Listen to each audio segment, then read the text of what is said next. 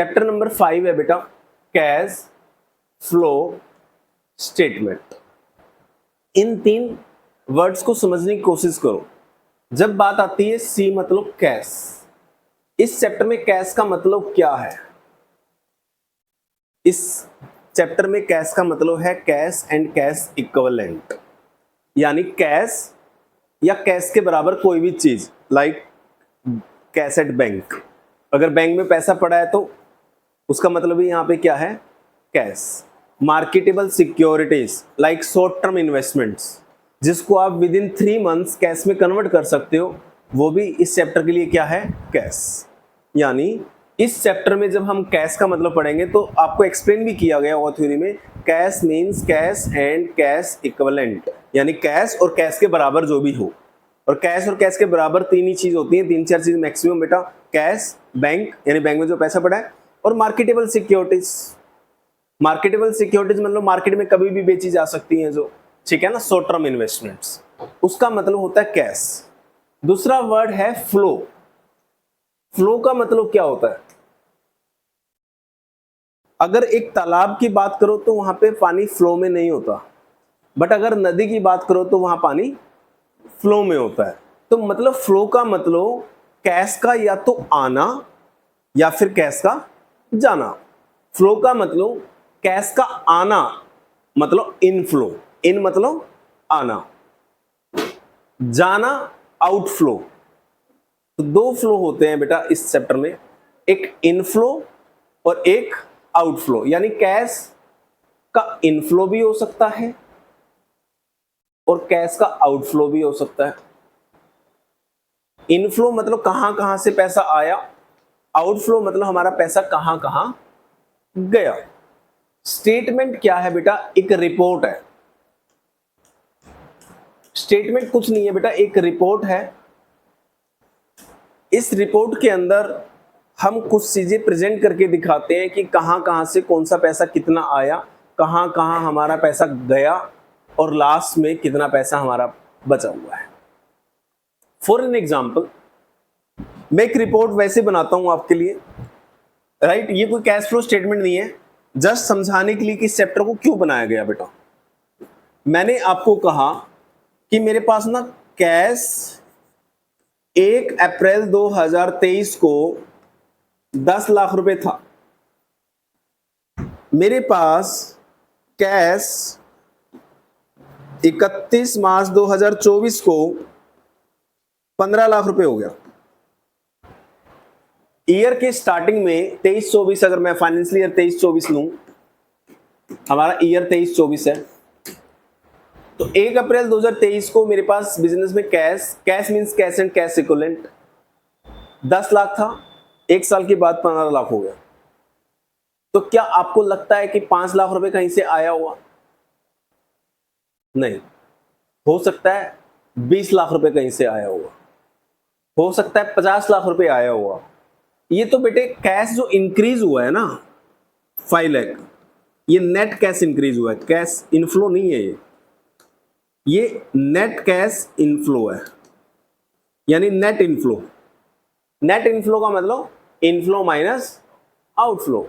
अगर कहीं से मेरे पास 20 लाख आया होगा, ध्यान से समझने की कोशिश करो, कहीं से मेरे पास 20 लाख आया होगा और कहीं मेरे पास से 15 लाख गया होगा। 20 आया होगा, 15 गया होगा, मेरे पास कितना बचा? फ्लो की वजह से कितना बचा? फ्लो की वजह से 5 लाख बचा ना। 10 पहले था, 5 बच गया, तो कितना होना चाहिए अपने आप? तो अगर हम एक स्टेटमेंट बनाएं जिसका नाम है CFS, और opening cash and cash equivalent के अंदर मैं नेट फ्लो प्लस करूं बेटा, नेट फ्लो। नेट फ्लो का मतलब है inflow minus outflow. 20 lakh minus 15 lakh, तो कितना आया? 5 लाख। तो 10 प्लस 5, ये किसके बराबर होना चाहिए? क्लोजिंग। यानी अगर कैश फ्लो स्टेटमेंट का कंप्लीट क्वेश्चन आ जाए हमारे पास, जो ज्यादातर आता भी है, अब 1-2 अटेम्प्ट से कई बार नहीं आता, बट ज्यादातर आता है, तो कंप्लीट आ जाए, तो बेटा आपको हमेशा क्वेश्चन ये भी देगा, आपको क्लोजिंग कैश भी देगा, ओपनिंग भी देगा, क्लोजिंग भी देगा। हमें क्या निकालना है? Net flow. Net flow category wise निकलता है, वो कैटेगरी अभी डिस्कस करूंगा इस टॉपिक के बाद। जो नेट फ्लो अगर आपने ठीक निकाला तो नेट फ्लो को ओपनिंग में प्लस करते ही क्लोजिंग के बराबर आंसर आना चाहिए, और क्लोजिंग हमें क्वेश्चन में दिया होता है, यानी जो हमारा आंसर आएगा वो क्वेश्चन में दिया हुआ फाइनल आंसर क्वेश्चन में ही होता है। हमें पता होता है हमारा आंसर क्या आएगा। भाई ओपनिंग में नेट फ्लो प्लस करेंगे तो क्लोजिंग कैश आना चाहिए ना, और क्लोजिंग कैश तो क्वेश्चन में दिया होता है। यानी अगर हमारा नेट फ्लो 5 लाख आए, 10 + 5 15 हो जाए, और 15 क्वेश्चन में ना दे रखा हो, इट मींस हमने नेट फ्लो गलत निकाला है। फिर नेट फ्लो को ओपनिंग में प्लस करोगे तो क्लोजिंग के बराबर आना चाहिए। अगर नहीं निकला, इसका मतलब नेट फ्लो निकालने का तरीका गलत। ठीक है, नेट फ्लो का मतलब समझ गए। नेट फ्लो प्लस में भी हो सकता है और माइनस में भी हो सकता है। जैसे नेट एक्सपोर्ट्स होते हैं, नेट एक्सपोर्ट प्लस में भी हो सकते हैं, इकोनॉमिक्स में पढ़ते हैं ना, माइनस में भी हो सकते हैं और प्लस में भी। ऐसे ही यहाँ फ्लो है, माइनस में भी प्लस में। माइनस में कब होगा? जब आउटफ्लो ज्यादा होगा, और प्लस में कब होगा? जब इनफ्लो ज्यादा होगा। तो नेट फ्लो मतलब इनफ्लो माइनस आउटफ्लो, जितना आया माइनस जितना गया। क्लियर है? अब इसका नाम ही ये देखो, कैश फ्लो स्टेटमेंट। यानी इस स्टेटमेंट के अंदर ओनली एंड ओनली वही ट्रांजेक्शन्स आएंगी जिसका फ्लो होगा कैश का। यानी जो नॉन कैश ट्रांजेक्शन्स होंगी वो इस स्टेटमेंट में शो नहीं होंगी। ये तो स्टेटमेंट ही है बेटा कैश की। कैश आएगा तो रिकॉर्ड करना है, कैश जाएगा तो रिकॉर्ड करना है। अगर कैश इन्वॉल्व नहीं है किसी ट्रांजैक्शन में तो वो ट्रांजैक्शन इस स्टेटमेंट में रिकॉर्ड नहीं होगी। बड़ा क्लियर है बेटे, ठीक है। अब कभी कभी अगर रिकॉर्ड होगी तो मैं रीजन बताऊंगा आपको क्यों रिकॉर्ड होगा। राइट, एक स्टेटमेंट पे हमेशा रहना, कैश फ्लो स्टेटमेंट में नॉन कैश ट्रांजैक्शन कभी नहीं आती, नेवर। अगर आएंगी तो रीजन पढ़ेंगे वो क्यों आई। लॉजिक एक ही रहेगा, नहीं आएंगी तो नहीं आएंगी, रट्टा नहीं मारेंगे। आंसर में दिखाई देंगी तुम्हें, आप कहोगे सर आ गई, मैं उसको प्रूव करूंगा ये आई नहीं है। ठीक है, हमारा रूल एक ही है, कैश फ्लो स्टेटमेंट, कैश का फ्लो इस ट्रांजैक्शन इस स्टेटमेंट में रिकॉर्ड होगा, चाहे इनफ्लो हो चाहे आउटफ्लो। इनफ्लो होगा तो प्लस हो जाएगा क्योंकि कैश इंक्रीज होगा पैसा आने से, आउटफ्लो होगा तो माइनस हो जाएगा क्योंकि आउटफ्लो से कैश रिड्यूस होगा हमारे बिजनेस में। इसमें कोई डाउट? कैश फ्लो स्टेटमेंट क्यों बनाई जाती है पता लग गई आपको? ताकि हमारे कैश का एक हमें रिपोर्ट मिल जाए, कहां कहां कितना कैश गया, कहां कहां से कितना कैश आया। अब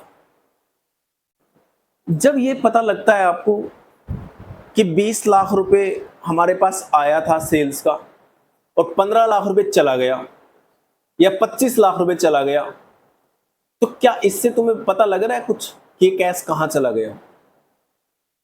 अगर ये कैश एक्सपेंसेस के ऊपर खर्च हो गया तो आपके बिजनेस के लिए चिंताजनक बात है।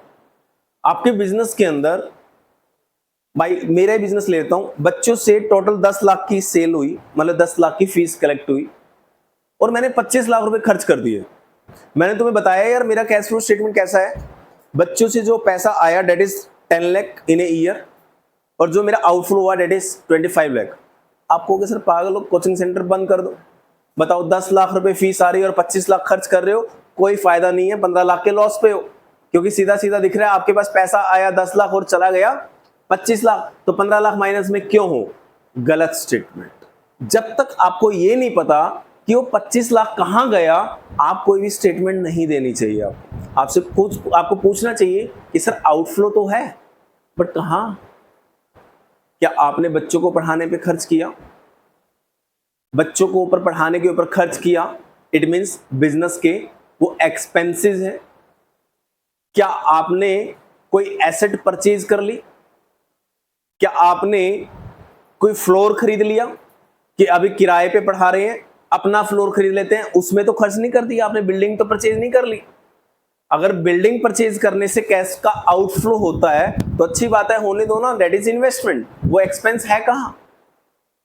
या फिर आपने किसी को लोन तो नहीं दे दिया? लोन देना क्या गलत बात है? मेरे पास पैसा आया, मैंने सोचा यार घर पे रखूंगा तो पैसों से पैसा तो बनेगा नहीं, पैसों से पैसा बनाना है तो क्या करूं? इसको कहीं इन्वेस्ट करूं। तो मैंने क्या किया, किसी को लोन दे दिया, तो क्या ये गलत बात है? आउटफ्लो तो है क्योंकि लोन दिया है, मेरा पैसा गया है, बट ये इन्वेस्टमेंट के लिए गया है, अच्छी खबर है। तो आपको पता होना चाहिए कि हमारा आउटफ्लो है वो कहां गया। क्या बिजनेस के एक्सपेंसेस के लिए गया, क्या इन्वेस्टमेंट पर्पज से गया?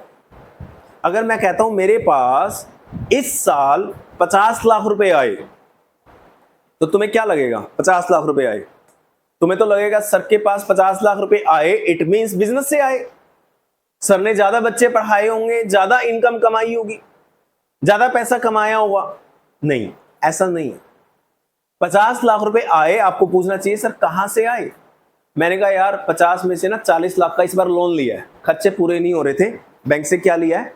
लोन लिया है। अच्छी खबर है, ये मेरी फाइनेंसिंग एक्टिविटी है, मैंने लोन लिया है बेटा, मेरी कोई इनकम नहीं है।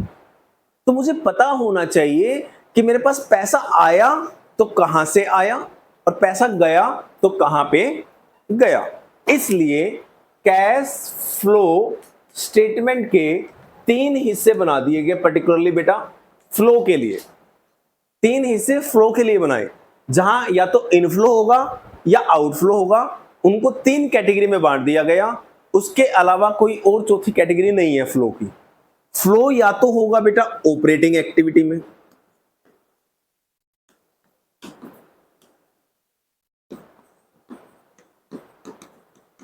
फ्लो या फिर होगा इन्वेस्टिंग एक्टिविटी में,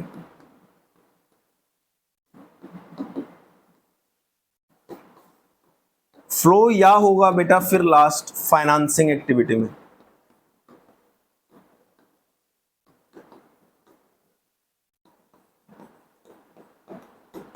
ये 3 ही कैटेगरी हैं, इसके अलावा कोई चौथी कैटेगरी नहीं है। अगर आप कहते हो मेरे पास पैसा आया, तो इनकी वजह से आया होगा, कोई भी कैटेगरी हो सकती है। अगर आप कहते हो कि हमारे बिजनेस से पैसा चला गया, तो इन्हीं कैटेगरी में होगा कोई ना कोई। अब इनका मतलब हमें समझना पड़ेगा, ऑपरेटिंग क्या है, इन्वेस्टिंग क्या है, फाइनेंसिंग क्या है। फाइनेंसिंग को समझते हैं सबसे पहले। फाइनेंसिंग का मतलब होता है बेटा उधार देना, सॉरी उधार लेना, देना तो इन्वेस्टमेंट होगी ना, अगर आप दोगे किसी को उधार। उधार लेना, किसी से पैसा आपने उधार लिया है, एंड या फिर और उधार वापस देना, देना नहीं वापस देना, यानी जो लिया हुआ पैसा है उसको वापस करना। ये 2 चीजें हैं बेटा फाइनेंसिंग। बैंक से लोन लोगे तो कौन सी एक्टिविटी है? फाइनेंसिंग। फ्रेंड से लोन लोगे तो कौन सी एक्टिविटी है? फाइनेंसिंग। पब्लिक से पैसा लोगे, share capital, issue of share capital, share capital issue करते हो, आप किससे पैसा ले रहे हो? पब्लिक से पैसा ले रहे हो, शेयर होल्डर से पैसा ले रहे हो, तो वो कौन सी एक्टिविटी हुई? फाइनेंसिंग। यानी पैसा उधार लेना फाइनेंसिंग है, और जो उधार ले रखा है वो लिया हुआ पैसा वापस करोगे तब भी कौन सी एक्टिविटी रहेगी? उधार लोगे तो पैसा आएगा या जाएगा?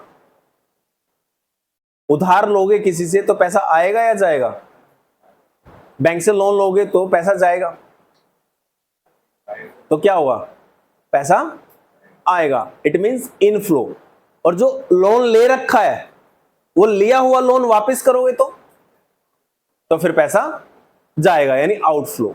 इनफ्लो के केस में प्लस करना है और आउटफ्लो के केस में माइनस करना है। फाइनेंसिंग एक्टिविटी 2 ही है मेन, या तो उधार लेना या उधार देना। नहीं, उधार देना नहीं, उधार लिया हुआ वापस कर। उधार देना इन्वेस्टिंग है बेटा। आपके पास 10 लाख रुपए पड़ा है और आपने अपने फ्रेंड को लोन दे दिया, क्या ये आपकी लायबिलिटी है? ये तो आपकी एसेट हो गई ना। एसेट सारी इन्वेस्टिंग में जाएंगी, लायबिलिटी आएगी इधर तो, यानी उधार लेना यहां आएगा और लिया हुआ पैसा देना, वापस देना भी यहां आएगा, यानी इधर लायबिलिटी आएंगी और उधर एसेट्स आएंगी। क्लियर? अब यहां 2 चीजें आपने पढ़ी कि उधार लेना या लिया हुआ पैसा वापस करना, दोनों इधर आएंगे और इनके एक्सपेंसेस भी इधर आएंगे बेटा, इनके एक्सपेंसेस। बस फाइनेंसिंग में इससे ज्यादा कुछ नहीं होगा। अब आप कहोगे सर एग्जांपल्स, आपने अपनी कंपनी के शेयर्स इश्यू करे, हमने शेयर कैपिटल पढ़ लिया, शेयर्स इश्यू करे, तो शेयर इश्यू करने का मतलब क्या है?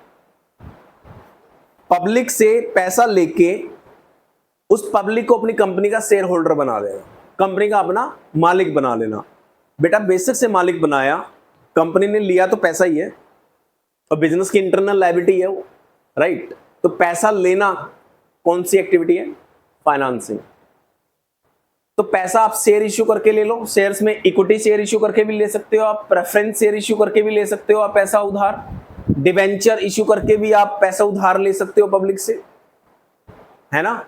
बैंक से लोन ले सकते हो, शॉर्ट टर्म लोन भी ले सकते हो, लॉन्ग टर्म लोन भी ले सकते हो। बैंक ओवरड्राफ्ट, कैश बुक में पढ़ते थे ना, बैंक ओवरड्राफ्ट, बैंक से ज्यादा पैसा निकाल लिया, just like a loan, bank से लोन ले लिया। तो बेटा अलग अलग तरीके हैं उधार लेने के, जिसमें टॉप मोस्ट नाम आते हैं शेयर कैपिटल, शेयर कैपिटल में चाहे इक्विटी है चाहे प्रेफरेंस है, डिबेंचर्स और लोन और बैंक ओवरड्राफ्ट। ये कुछ नाम हैं जिसकी वजह से हम पब्लिक से या कई लोगों से पैसा उधार लेते। उधार लेना फाइनेंसिंग है बेटा, बट उधार देना फाइनेंसिंग, उधार देना किस में चला जाएगा? इन्वेस्टिंग, वो तुम्हारी इन्वेस्टमेंट हो गई। उधार लेना फाइनेंसिंग है और लिया हुआ पैसा वापस करना भी क्या रहेगा? फिर फाइनेंसिंग ही रहेगी। और उसके एक्सपेंसेस लाइक आपने बैंक से लोन ले रखा है और लोन पे इंटरेस्ट पे किया, तो किसका पार्ट हो जाएगा? फाइनेंसिंग। आपने डिवेंचर इश्यू कर रखे, डिवेंचर पे आपने इंटरेस्ट पे किया, तो किसका पार्ट हो जाएगा? अगर डिवेंचर फाइनेंसिंग है तो डिवेंचर पे इंटरेस्ट पे करना भी क्या होगा? अगर इक्विटी शेयर फाइनेंसिंग है तो इक्विटी शेयर पे डिविडेंड पे करना भी क्या होगा? फाइनेंसिंग। तो इसमें आपको बेटा ये देखना है, अगर हमने किसी से लोन ले रखा है ना, मतलब उधार ले रखा है ना, वो मेरी फाइनेंसिंग है, तो उसकी पेमेंट भी फाइनेंसिंग ही कहलाएंगी और कहीं नहीं जाएंगी। क्लियर हो गया? अब बात आती है इन्वेस्टिंग एक्टिविटी। इन्वेस्टिंग एक्टिविटी में क्या क्या आएगा? इन्वेस्टमेंट में दो चीजें हैं बेटा जो आती हैं, एक है ओल्ड फिक्स एसेट्स। जितनी भी बिजनेस की फिक्स एसेट्स होती हैं बेटा, वो बिजनेस के एक्सपेंसेस काउंट नहीं होते। अगर मैं बिल्डिंग खरीद लूं, अगर मैं सोफा खरीद लूं, अगर मैं कंप्यूटर्स खरीद लूं, अगर मैं ये टीवी खरीदा है, एसी खरीद लूं, फर्नीचर खरीद लूं, मशीन खरीद लूं, ये सारी मेरी इन्वेस्टमेंट है। ट्रेड इन्वेस्टमेंट कहते हो जिसको आप। कौन सी इन्वेस्टमेंट है ये? ट्रेड। ये रेशियो के चैप्टर में आएगा, trade investment, non trade investment क्या होती है।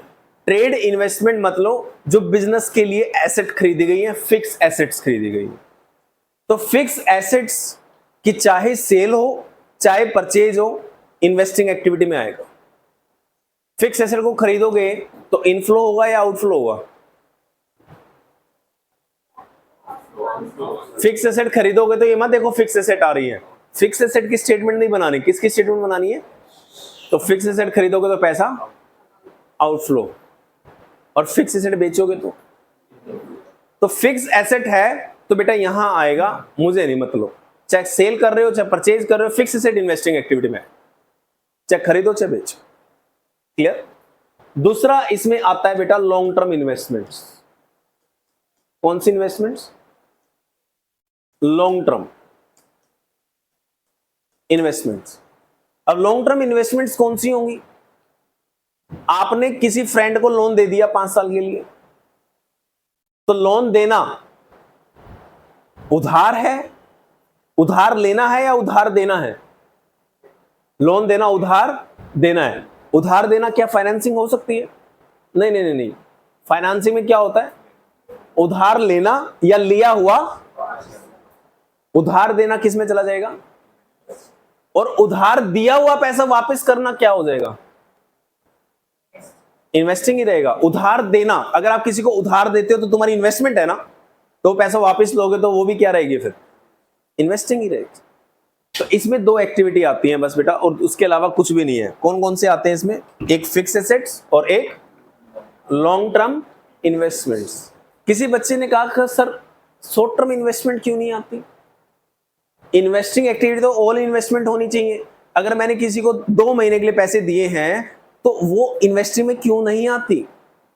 मैंने आपको बोला था बेटा स्टार्टिंग में पढ़ाने से पहले, कैश एंड कैश इक्विवेलेंट में क्या क्या कवर होता है। कैश एंड कैश इक्विवेलेंट में कैश, बैंक और मार्केटेबल सिक्योरिटीज यानी शॉर्ट टर्म इन्वेस्टमेंट्स। बोला था वर्ड शॉर्ट टर्म इन्वेस्टमेंट्स, यानी कहीं हमने 2-3 महीने के लिए पैसा दिया है तो वो मेरा किसका पार्ट कहलाएगा, फिर कैश का। वो फ्लो में आएगा नहीं, वो किसका पार्ट हो जाएगा, कैश का।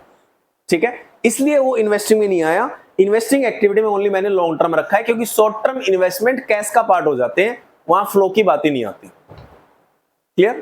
तो ये 2 एक्टिविटी पढ़ ली, इनको छोड़ दो, बाकी सारी कहां चली जाएंगी फिर, ऑपरेटिंग यानी बिजनेस में सेल कर रहा हूं मैं, सेल ऑफ गुड्स कहां चली जाएंगी, मैं सेल ऑफ सर्विसेज दे रहा हूं, आपको पढ़ा रहा हूं, कहां चली जाएगी, आपको पढ़ाने के लिए जितने भी खर्चे कर रहा हूं कहां चले जाएंगे, ऑपरेटिंग। ऑपरेटिंग मतलब कोर एक्टिविटीज, बिजनेस की जितनी भी कोर एक्टिविटी हम कर रहे हैं सारी इसमें आएंगी बेटा। यानी अगर आपके पास एक क्वेश्चन आता है कि बेटा ये स्टेटमेंट है, बताओ कौन सी एक्टिविटी में कवर होगा, आप सबसे पहले चेक करना क्या ये फाइनेंसिंग हो सकती है। और फाइनेंसिंग के चेक करने का बड़ा आसान तरीका है, लोन लेना मतलब उधार लेना या उधार लिया हुआ वापस करना, और उसके खर्चे ही ये फाइनेंसिंग होगी, उसके अलावा कुछ नहीं। इन्वेस्टिंग बड़ा आसान है, फिक्स एसेट्स और लॉन्ग टर्म इन्वेस्टमेंट्स, ये दोनों क्या है, इन्वेस्टिंग, और इनकी इनकम भी क्या होगी फिर, जैसे इनके एक्सपेंसेस में फाइनेंस देते हो, इनकी इनकम भी क्या होगी, इन्वेस्टिंग। आपको कि सर इनकम क्या, अब इसको समझाओ, बड़ा आसान है। तुमने अपने फ्रेंड को 5 लाख रुपए का लोन दिया, आपके बिजनेस ने आपके फ्रेंड को 5 लाख का लोन दिया, बताओ ये उधार लिया है या उधार दिया है। अगर उधार लिया होता तो फाइनेंसिंग में चला जाता, अगर आपने उधार दिया है तो कौन सी एक्टिविटी हो गई, ये आपकी इन्वेस्टमेंट हो गई बेटा। उधार देना लायबिलिटी नहीं होती, उधार देना क्या होती है, एसेट, और एसेट क्या होती है, इन्वेस्टिंग। तो इन्वेस्टिंग एक्टिविटी होगी उधार देना। तो आपका फ्रेंड जब बिजनेस को इंटरेस्ट पे करेगा तो इंटरेस्ट पेड कहलाएगा आपके लिए, इंटरेस्ट रिसीव्ड कहलाएगा। ये इंटरेस्ट रिसीव्ड कौन सी एक्टिविटी के कारण मिला, इन्वेस्टिंग। तो इंटरेस्ट रिसीव्ड भी कौन सी एक्टिविटी होगी, इन्वेस्ट। आपने बैंक से लोन लिया, कौन सी एक्टिविटी है, बैंक से लोन लिया है आपने, बैंक से लोन लेना कौन सी एक्टिविटी है। तो बैंक को इंटरेस्ट पे करोगे तो कौन सी एक्टिविटी होगी, क्योंकि बैंक को जो इंटरेस्ट पे कर रहे हैं वो किसकी वजह से कर रहे हैं, फाइनेंसिंग की वजह से। तो इंटरेस्ट पेड भी कौन सी एक्टिविटी होगी। मैंने पब्लिक को शेयर इश्यू करे, कौन सी एक्टिविटी है, शेयर इश्यू करना। शेयर इश्यू करके हम पैसा उधार तो लेते हैं पब्लिक से, फाइनेंसिंग। तो शेयर होल्डर्स को अगर डिविडेंड देंगे तो कौन सी एक्टिविटी होगी, फाइनेंसिंग ही होगी, क्योंकि शेयर इश्यू करना अगर फाइनेंसिंग है तो शेयर्स के ऊपर डिविडेंड देना भी कौन सी एक्टिविटी है, फाइनेंसिंग है। ध्यान से सुनना, आपकी कंपनी ने रिलायंस कंपनी के शेयर खरीद लिए, आपने अपनी कंपनी के शेयर इश्यू नहीं किए, आपकी कंपनी ने रिलायंस कंपनी के शेयर्स खरीद लिए। इन्वेस्टिंग एक्टिविटी है या फाइनेंसिंग एक्टिविटी है, रिलायंस कंपनी के शेयर खरीदना, आप बताओ तुम्हारे लिए इन्वेस्टमेंट है या फाइनेंसिंग है। रिलायंस कंपनी के शेयर खरीदना मतलब तुमने रिलायंस कंपनी में पैसा इन्वेस्ट कर दिया, कौन सी एक्टिविटी हो गई, इन्वेस्टिंग। तो रिलायंस कंपनी डिविडेंड देगी तो बताओ कौन सी एक्टिविटी होगी, फाइनेंसिंग। तुम्हारे लिए पूछ रहा हूं मैं, रिलायंस के लिए नहीं पूछ रहा, तुम्हारे लिए। अगर रिलायंस कंपनी डिविडेंड देगी तो हमें तो डिविडेंड मिलेगा ना, तो हमें डिविडेंड क्यों मिला बताओ। हमें डिविडेंड इसलिए मिला क्योंकि हमने उधार ले रखा है किसी से, नहीं, हमने इन्वेस्टमेंट कर रखी है इसलिए हमें डिविडेंड मिला है। इट मींस डिविडेंड मिलना इन्वेस्टमेंट एक्टिविटी है, इन्वेस्टिंग एक्टिविटी है, ठीक है। अब ज्यादातर बच्चे रट्टा मारते हैं, डिविडेंड पेड फाइनेंसिंग में आएगा और डिविडेंड रिसीव्ड इन्वेस्टिंग में आएगा। रट्टा लगा लो कि जी डिविडेंड रिसीव कहां आएगा, इन्वेस्टमेंट एक्टिविटी में, और डिविडेंड पेड होगा तो कहां आएगा, फाइनेंस में। इंटरेस्ट रिसीव्ड होगा तो कहां आएगा, इन्वेस्टिंग में, और इंटरेस्ट पेड होगा तो कहां आएगा, ये पता ही नहीं क्यों। आप सोचो डिविडेंड आपको क्यों मिल रहा है, आपको डिविडेंड इसलिए मिल रहा है क्योंकि आपने पब्लिक को शेयर इश्यू कर रखे हैं, नहीं, आपको डिविडेंड इसलिए मिल रहा है क्योंकि आपने इन्वेस्टमेंट कर रखी है रिलायंस में, और रिलायंस में इन्वेस्टमेंट के कारण डिविडेंड मिलना तो इन्वेस्टिंग ही होगी। अगर मैं आपको कहता हूं आप डिविडेंड पे कर रहे हो आप डिविडेंड इसलिए पे करते हो क्योंकि आपने रिलायंस में इन्वेस्टमेंट कर रखी है? नहीं। आप डिविडेंड क्यों पे करोगे? क्योंकि आपने अपनी कंपनी के 100% शेयर्स, पक्की बात है, इश्यू कर रखे होंगे। शेयर इश्यू करेंगे, पब्लिक से शेयर्स का पैसा लेंगे तो उस पर क्या देना पड़ेगा? डिविडेंड पे करना पड़ेगा। इंटरेस्ट पे क्यों करते हो आप किसी को? आप अगर लोन पे इंटरेस्ट पे करते हो तो क्यों करते हो लोन के ऊपर इंटरेस्ट पे? क्या आप लोन इसलिए पे करते हो? आपने किसी को लोन दे रखा है, इंटरेस्ट इसलिए पे किया जाएगा क्या? क्योंकि हमने लोन दे रखा है। आपने अपने फ्रेंड को 5 लाख का लोन पे कर दिया कि ले ले चल लोन, मेरे पास बहुत पैसा है, तू ले ले 5 लाख। आपने अपने फ्रेंड को 5 लाख रुपए दे दिया और हर महीने की पहली तारीख को ये फोन करके बोलोगे यार तेरा ब्याज भी ले जा, इंटरेस्ट पे करना है मेरे को, क्योंकि लोन के ऊपर इंटरेस्ट होता है, इंटरेस्ट ले जा साथ में, बोलोगे? ये वही बोलेगा जो पढ़ाई नहीं करेगा, राइट? क्योंकि पैसा भी दे और पैसे के ऊपर ब्याज भी दे। काश ऐसे बंदे मेरे को मिल जाए, मैं उनके साथ सेटिंग कर लूं। है, पैसा भी देंगे और पैसे के ऊपर ब्याज भी देंगे, क्योंकि दिमाग में बैठा हुआ है लोन के ऊपर ब्याज देना होता है, तो यार लोन दिया है तो ब्याज भी देना पड़ेगा। तो ऐसा बेवकूफ बना सकते हो आप लोगों को। जो अनपढ़ होते हैं ना, उनको बोलना देखो लोन दे रहे हो ना, लोन के ऊपर ब्याज तो बनता है, तो लोन दे रहे हो तो साथ में ब्याज भी दो ना। लोन दिया है तो ब्याज पे करोगे, इंटरेस्ट पे करोगे या इंटरेस्ट मिलेगा? इंटरेस्ट। तो मैं आपसे पूछ रहा हूं, इंटरेस्ट रिसीव्ड किसकी वजह से हुआ? फाइनेंसिंग एक्टिविटी की वजह से हुआ इंटरेस्ट रिसीव्ड, या इन्वेस्टिंग एक्टिविटी की वजह से हुआ? इन्वेस्टमेंट की वजह से हुआ, तो बेटा इन्वेस्टिंग में आएगा ना। हम रट्टा कहां मार रहे हैं? अगर मैं कह रहा हूं इंटरेस्ट पेड, तो इंटरेस्ट पे इसलिए कर रहे हैं क्योंकि बैंक से लोन लिया होगा, और बैंक से लोन लेना फाइनेंसिंग है, तो इंटरेस्ट पे करना भी कौन सी एक्टिविटी होगी? फाइनेंसिंग होगी। रट्टा कहां मार रहे हैं? इंटरेस्ट पे करना यानी इंटरेस्ट पेड फाइनेंसिंग में जाएगा, और इंटरेस्ट रिसीव्ड होगा तो कहां जाएगा? इन्वेस्टिंग में। डिविडेंड पेड होगा तो कहां जाएगा? फाइनेंसिंग में। और डिविडेंड रिसीव्ड होगा तो कहां जाएगा? इन्वेस्टिंग में। तो ये कोई रट्टा नहीं है बेटा, लॉजिक देखा जाता है कि डिविडेंड क्यों मिल रहा है आपको, क्योंकि आपने इन्वेस्टमेंट कर रखी है। इन्वेस्टमेंट की वजह से डिविडेंड मिलेगा तो बेटा इन्वेस्टिंग एक्टिविटी है। फाइनेंसिंग की वजह से डिविडेंड पे करोगे तो फाइनेंसिंग है। बड़ा क्लियर? दोनों पॉइंट समझ में आए? इसके अलावा सारे ऑपरेटिंग में चले जाएंगे बेटा। जब आपको कोई ट्रांजैक्शन में ये ट्रेस करना मुश्किल हो कि ये है या ये है, इन दोनों में हमें कुछ नजर नहीं आ रहा, तो ऑपरेटिंग में डाल दो, क्योंकि ऑपरेटिंग में बहुत कुछ आएगा। इनके अंदर जो मैंने कराया इसके अलावा कुछ नहीं आएगा। अगर मैंने आपको बोला है फाइनेंसिंग में ओनली 2 ही चीजें हैं, या तो उधार लेना या लिया हुआ उधार, एक पॉइंट, ये एक पॉइंट है, और दूसरा पॉइंट उसके खर्चे, उधार लेने के खर्चे इसमें आएंगे। इसके अंदर भी 2 ही पॉइंट है, फिक्स एसेट्स और इन्वेस्टमेंट।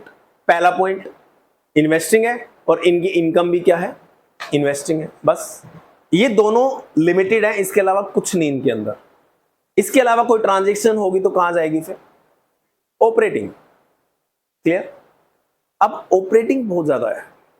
जब बड़े बड़े बिजनेस होते हैं तो बेटा करोड़ों लोगों से पैसा आ रहा होता है, करोड़ों लोगों को माल बेचा होगा, हजारों लोगों को माल बेचा होगा, हजारों प्रकार के खर्चे कर रही होंगी कंपनियां, सैलरी भी दे रही होंगी, इलेक्ट्रिसिटी भी दे रही होंगी, रेंट भी पे कर रही होंगी, एडवर्टीजमेंट भी कर रही होंगी, साफ सफाई के खर्चे भी दे रही होंगी, सिक्योरिटी के खर्चे भी दे रही होंगी, एडमिन के खर्चे भी दे रही होंगी, कन्वेंस के खर्चे, दुनिया भर के खर्चे पे कर रही होंगी कंपनियां। तो खर्चों की वजह से पैसा आएगा या जाएगा? खर्चों की वजह से पैसा और इनकम की वजह से पैसा, और वो सारी ऑपरेटिंग एक्टिविटी होंगी। तो बेटा ऑपरेटिंग एक्टिविटी में क्या हम लिखे एक एक खर्चे की वजह से कितना कितना पैसा गया और एक एक इनकम की वजह से कितना कितना पैसा आया?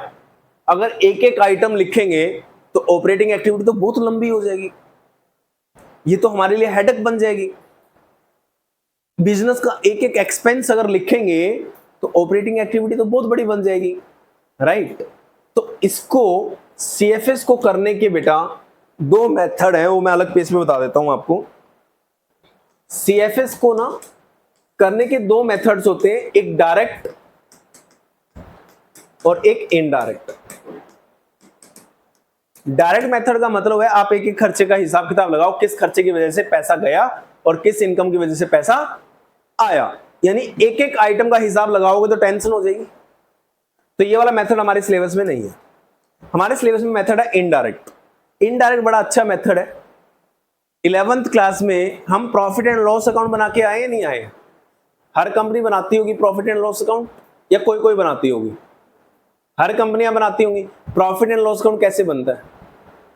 प्रॉफिट एंड लॉस अकाउंट के एक साइड में इनकम आती है सारी, और एक साइड में सारे एक्सपेंसेस आते हैं, है ना। तो एक साइड में इनकम का मतलब कहना इससे इनफ्लो, इनकम से पैसा आता है। एक साइड में सारे एक्सपेंसेस का मतलब आउटफ्लो, क्योंकि खर्चों की वजह से पैसा जाता है। इनफ्लो में से आउटफ्लो माइनस कर दूंगा, यानी इनकम में से एक्सपेंसेस माइनस करूंगा, तो तुम्हें क्या मिलता था? Net profit. अगर मैं इनकम को इनफ्लो मान लूं और एक्सपेंसेस को आउटफ्लो मान लूं, तो इनफ्लो में से आउटफ्लो माइनस करूंगा तो मेरे को क्या मिलेगा? Net inflow. मिलेगा नहीं मिलेगा?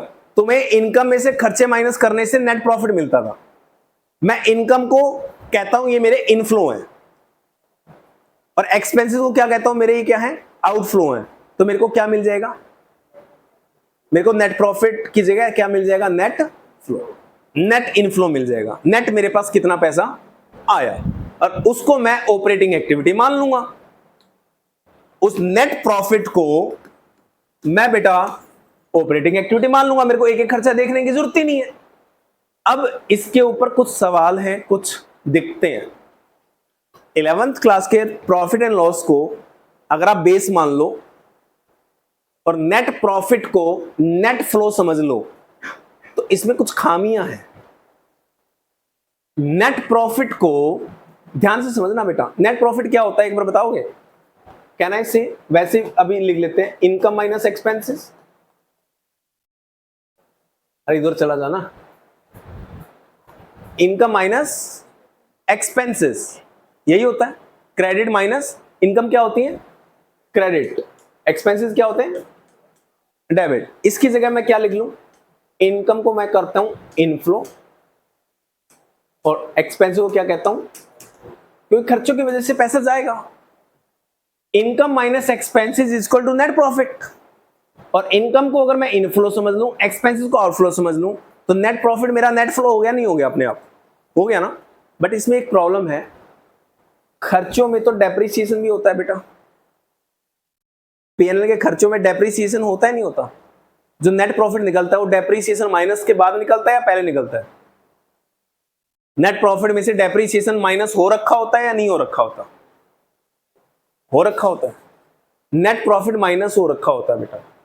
बट मैं आपसे पूछना चाहता हूं, क्या डेप्रिसिएशन आउटफ्लो होगा कैश का?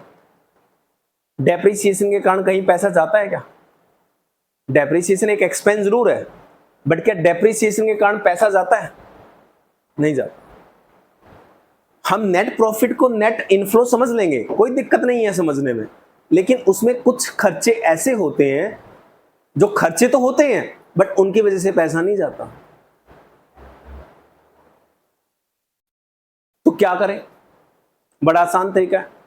वो डेप्रिसिएशन आउटफ्लो नहीं है ना, तुम्हें तो आउटफ्लो लेना है, तुम्हें खर्चे थोड़ी लेने हैं। अगर कोई खर्चा आउटफ्लो नहीं है लाइक डेप्रिसिएशन, उसको नेट प्रॉफिट में वापस प्लस कर दो ना, क्या दिक्कत है भाई? तुमने मेरे को बोला कि सर हम 11th क्लास के बच्चे हैं, 11th क्लास के बच्चे ने मेरे को ना प्रॉफिट एंड लॉस अकाउंट बना के दे दिया, और वो 11th क्लास का बच्चा कहता है सर इस कंपनी का नेट प्रॉफिट 5 लाख है। अब मुझे तो नॉलेज है ना कि इस बच्चे ने डेप्रिसिएशन माइनस कर रखा होगा, बट डेप्रिसिएशन आउटफ्लो नहीं होता कैश का, वो एक नॉन कैश एक्सपेंडिचर है। उस 5 लाख के नेट प्रॉफिट में और डेप्रिसिएशन में 1 लाख का प्लस कर लूंगा, तो मेरे लिए नेट प्रॉफिट कितना हो गया? मेरे लिए नेट फ्लो कितना हो गया? 6 लाख। तो मैं नेट प्रॉफिट को अगर नेट फ्लो समझना चाहता हूं, इनफ्लो माइनस आउटफ्लो अगर मैं समझना चाहता हूं, तो उस डेप्रिसिएशन को वापस क्या कर दूंगा? प्लस। बड़ा आसान है। एक बच्चा कहता है सर एक क्वेश्चन हो। मैंने कहा बोलो बेटे। कह रहे सर इनकम माइनस एक्सपेंसेस, आप इनकम को इनफ्लो समझ रहे हो? आप ये कह रहे हो कि सर इनकम होंगी तो पैसा आएगा? हाँ जी। एक्सपेंसेस को आउटफ्लो समझ रहे हो, एक्सपेंसेस होंगे तो पैसा जाएगा, हाँ जी। इनकम में से एक्सपेंसेस माइनस करने से 11th क्लास में नेट प्रॉफिट निकला था। आप नेट प्रॉफिट को नेट फ्लो मानना चाहते हो, मैंने कहा हाँ जी। नेट फ्लो मानने से पहले आप डेप्रीसिएशन को वापस प्लस इसलिए करना चाहते हो क्योंकि डेप्रीसिएशन माइनस हो रखा है, बट डेप्रीसिएशन की वजह से कोई आउटफ्लो नहीं हुआ, और जिस खर्चे की वजह से आउटफ्लो नहीं हुआ उसको वापस प्लस कर लेते हैं, नलिफाई कर देते हैं उस चीज को। लेकिन इसमें एक पॉइंट और है सर। मैंने कहा क्या सर, आप नेट फ्लो को ऑपरेटिंग एक्टिविटी मानना चाहते हो, मैंने कहा हाँ जी। पीएनएल से इंटरेस्ट पेड माइनस हो रखा हुआ, प्रॉफिट एंड लॉस अकाउंट से 11th क्लास के बच्चों ने interest on bank loan minus कर रखा हुआ या नहीं कर रखा हुआ? इंटरेस्ट ऑन बैंक लोन खर्चा मान रखा होगा या नहीं मान रखा होगा? नेट प्रॉफिट से माइनस हो रखा होगा या नहीं हो रखा होगा? हो रखा होगा ना नेट प्रॉफिट से, तो है ना। अगर बेटे interest on bank loan minus हो रखा है तो मुझे बताना क्या interest on bank loan operating activity है? इंटरेस्ट ऑन बैंक लोन कौन सी एक्टिविटी है? बैंक लोन कौन सी एक्टिविटी होती है? तो उसका इंटरेस्ट भी कौन सी हो गई? फाइनेंसिंग। यानी अगर मैं नेट प्रॉफिट को नेट फ्लो मान लूं और ऑपरेटिंग में ले लूं तो ये मेरी गलती होगी, क्योंकि नेट प्रॉफिट में से फाइनेंसिंग एक्टिविटी की एक आइटम जिसका नाम मैंने आपको लिया interest on bank loan minus हो रखी है, वो ऑपरेटिंग एक्टिविटी है ही नहीं। तो बताओ बेटा, interest on bank loan net profit में प्लस हो रखा है माइनस हो रखा है? माइनस या प्लस बता दो ना। माइनस हो रखा है, बट वो ऑपरेटिंग एक्टिविटी नहीं है ना। कोई बात नहीं, नेट प्रॉफिट में उसको भी क्या कर दो, जीरो कर दो, प्लस कर दो। यानी नेट प्रॉफिट को बेस मानेंगे और नेट प्रॉफिट में वो सारी आइटम नलीफाई कर देंगे।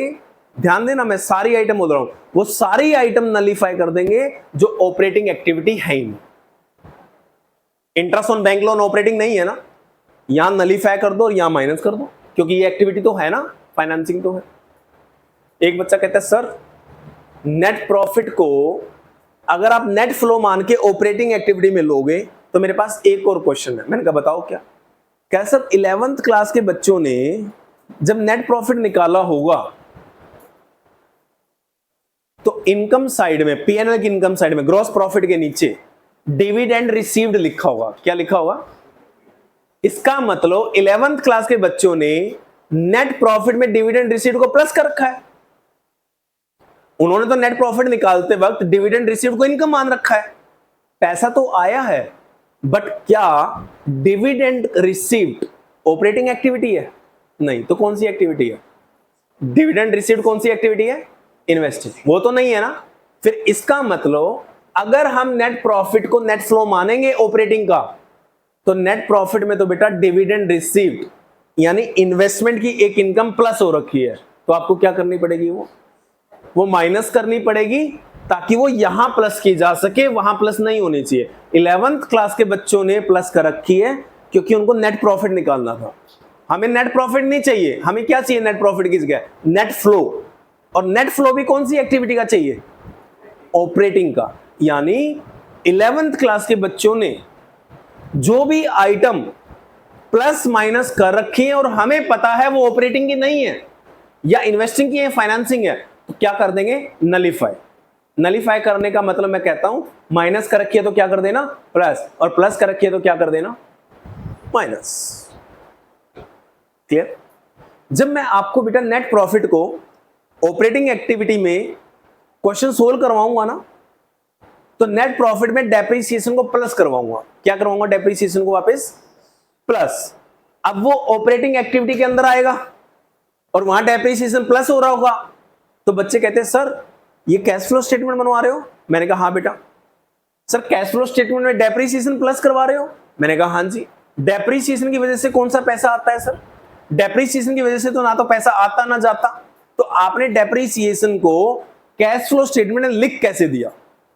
तो उस टाइम पे ध्यान रखना, मैंने डेप्रिसिएशन को प्लस नहीं किया, मैंने डेप्रिसिएशन को नलीफाई किया है, क्योंकि डेप्रिसिएशन नेट प्रॉफिट में से माइनस हो रखा होता है। क्या हो रखा होता है? बट इसकी वजह से पैसा तो नहीं गया। पैसा नहीं गया इसलिए वापस उसको क्या कर देंगे? प्लस, ताकि उसका इंपैक्ट क्या हो जाए, जीरो। जीरो इफेक्ट डालने के लिए वापस प्लस करना पड़ेगा क्योंकि वो माइनस हो रखा है। तो एक एक पॉइंट के, एक एक चीज के लॉजिक है, रीजन है, कोई रट्टा नहीं है किसी भी पॉइंट पे, ठीक है। बट ये एक ओवरव्यू था, जैसे जैसे एक एक एक्टिविटी होगी वैसे वैसे हम करेंगे। एक क्लास में ये सारा काम तो हो नहीं सकता, ठीक है। हम 3 एक्टिविटी बनाएंगे और हर क्लास में अलग अलग एक्टिविटी करेंगे। पहली 3 क्लास पहली एक्टिविटी में खर्च हो जाएंगी, इन पे नहीं आना अभी। पहली 3 क्लास पहली एक्टिविटी ऑपरेटिंग में खर्च हो जाएंगी। ऑपरेटिंग एक्टिविटी समझने का मतलब है कैश फ्लो स्टेटमेंट चैप्टर खत्म। इसमें तो आप देख चुके हो बड़ी लिमिटेड चीजें हैं, तो ये बहुत आराम से हो जाती हैं।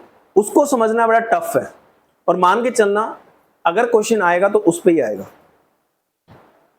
बहुत कम चांस है किसी पेपर में ना ये एक्टिविटी पूछ लें और वो छोड़ दें, क्योंकि सब कुछ है तो वही, मेजर पार्ट तो वही है, ठीक है। ओके, नोट करना चाहते हो बेटा आप कर लो।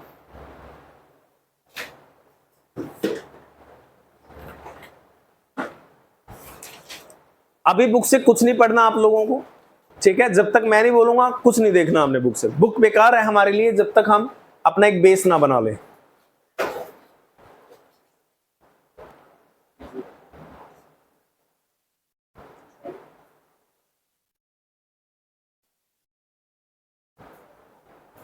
कैश फ्लो स्टेटमेंट, कैश मतलब cash and cash equivalent. Cash के आगे लिख लेना cash and cash equivalent. Cash and cash equivalent के ब्रैकेट में लिख लेना cash, bank, short term investments. 3 चीजें होती हैं बेसिकली, कैश, बैंक और short term investments.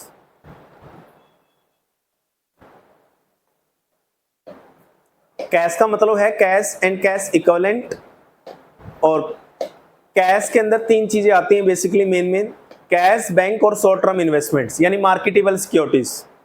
Marketable securities भी लिख लेना, marketable securities short term investment ही है। हो गया, चलें आगे।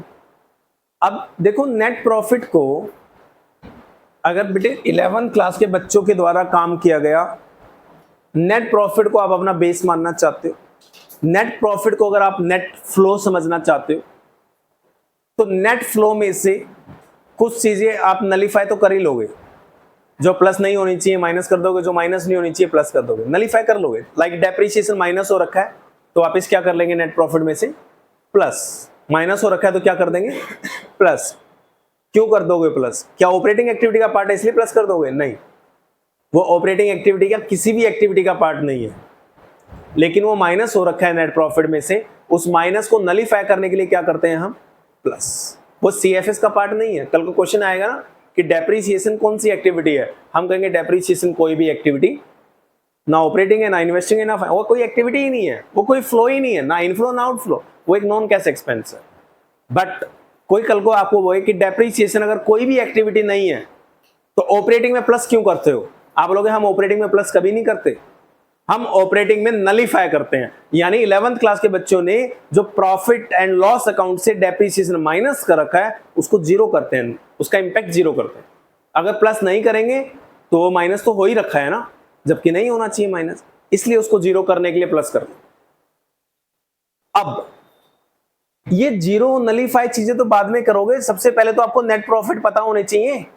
और हमारी किस्मत ऐसी है कि क्वेश्चन हमें नेट प्रॉफिट भी नहीं देगा, क्वेश्चन कहेगा नेट प्रॉफिट खुद निकाल। अब नेट प्रॉफिट खुद निकालने का मतलब ये नहीं है कि ट्रेडिंग और प्रॉफिट एंड लॉस अकाउंट बनाना दोबारा। ट्रेडिंग अकाउंट नहीं बनवाएगा तुमसे, प्रॉफिट एंड लॉस अकाउंट नहीं बनवाएगा तुमसे, उसका एक कॉन्सेप्ट है, उसको अब हम अलग से पढ़ते हैं कि नेट प्रॉफिट कैसे निकाला जाए। ठीक है, नेट प्रॉफिट को कैसे बांटा जाता है वो समझ लेते हैं, रिवर्स अपने आप आ जाएंगे हम। हमारी कंपनी ने सपोज करो बेटे नेट प्रॉफिट 5 लाख रुपए कमाया इस साल, ये वो 5 लाख रुपए का नेट प्रॉफिट है जो पीएनएल से मिला है, प्रॉफिट एंड लॉस अकाउंट से मिला है। अब ये नेट प्रॉफिट क्वेश्चन आपको देगा नहीं, अगर आपको ये नेट प्रॉफिट 5 लाख निकालना है तो क्वेश्चन आपको क्या क्या देगा पहले समझ लेते हैं। 5 लाख के नेट प्रॉफिट को कैसे कैसे बांटा जाता है, ठीक है। ज्यादातर कंपनियां क्या करती हैं बेटा, नेट प्रॉफिट 5 लाख है, 5 लाख में से कंपनियां कहती हैं हम इस पे बनाते हैं provision for tax, provision for tax, tax के लिए प्रोविजन बना लेते हैं। मान लो 5 लाख कमाया है तो 1 लाख रुपए हम गवर्नमेंट के लिए रख लेते हैं, टैक्स देना पड़ेगा। तो 5 लाख में से 1 लाख गवर्नमेंट के लिए रख लिया तो कितना रह गया, 4 लाख। फिर कंपनियां कहती हैं यार हम एक काम करते हैं, प्रपोज डिविडेंड बना लेते हैं, यानी हमारे जो कंपनी के शेयर होल्डर्स हैं उनको डिविडेंड दे देंगे 1 लाख रुपए का।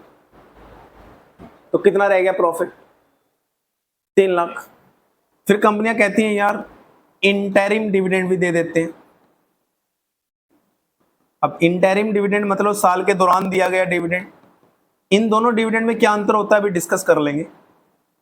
1 लाख डिविडेंड के लिए प्रोविजन बना लिया तो कितना पैसा रह गया हमारे पास, 2 लाख। फिर कंपनियां कहती हैं यार एक काम करते हैं, ट्रांसफर टू रिजर्व्स, जितनी कंपनी के पास रिजर्व्स हैं उसमें 1 लाख रुपए ट्रांसफर कर लेते हैं, हमारे बिजनेस की फाइनेंशियल पोजीशन ना थोड़ी मजबूत रहेगी। रिजर्व्स में पैसा ट्रांसफर कर देते। अब कितना प्रॉफिट रह गया, 1 लाख। अब कंपनियां कहते हैं जो 1 लाख रह गया ना उसको पीएनएल में ही पड़े रहने दो, पीएनएल के सरप्लस बैलेंस में रहने दो, इसको कहीं नहीं लेके जाते, 1 लाख को इसी में पड़ा रहने दो। बढ़ गया 5 लाख। कोई दिक्कत, कंपनी ने कितना पैसा कमाया था इस साल, 5 लाख। 5 में से प्रोविजन फॉर टैक्स कितना बना दिया। अब कंपनी प्रॉफिट कमाएगी तो टैक्स तो देना पड़ेगा ना गवर्नमेंट को, इसलिए प्रोविजन बना दिया। प्रपोज डिविडेंड कितना बना दिया, 1 लाख। इंटरिम डिविडेंड, डिविडेंड 2 होते हैं, इंटरिम और प्रपोज्ड। दोनों में क्या अंतर है बेटा, दोनों में बड़ा क्लियरली अंतर है। इंटरिम मतलब साल के बीच में, जब कंपनी को लगता है, मान लो 6 महीने के बाद, आज हम अगस्त में खड़े हैं, अगस्त में कंपनी को लगता है यार हमारी कंपनी ना बहुत अच्छा काम कर रही है, बहुत अच्छा प्रॉफिट कमा रही है, चलो हम आज अनाउंस करते हैं अपनी कंपनी के सारे शेयर होल्डर को पर शेयर 10 रुपए का डिविडेंड दे। अभी साल खत्म तो नहीं हुआ, साल के बीच में प्रॉफिट निकला नहीं है अभी, फिर भी हमने डिविडेंड बांट दिया। ऐसा जनरली कंपनियां करती हैं ताकि लोग अट्रैक्ट हो हमारी कंपनी के प्रति और हमारी कंपनी के शेयर खरीदने के लिए भागे कि यार ये कंपनी तो डिविडेंड भी देती है। तो उस डिविडेंड को कौन सा डिविडेंड बोला गया, इंटरिम। ठीक है, साल के बीच में। एक होता है प्रपोज डिविडेंड।